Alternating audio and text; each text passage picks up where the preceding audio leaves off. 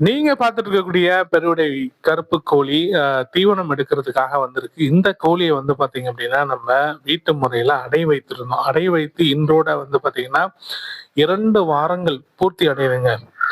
அடை கோழி அடை முட்டை மேல இல்லாம தீவனம் எடுக்க ஏன் போகுதுன்னு பார்க்குறீங்களா?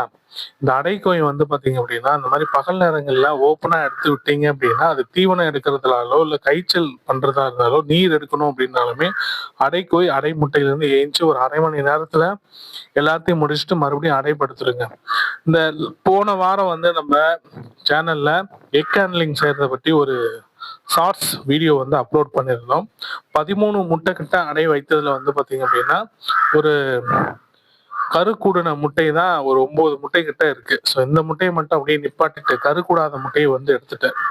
இப்போ வந்து பார்த்தீங்கன்னா, தீவனம் எடுத்துட்டு ஒரு 1/2 மணி நேரத்துக்குள்ள இந்த தாய்க்கோழி வந்து அந்த முட்டை மீது அடைப்படுத்துருங்க.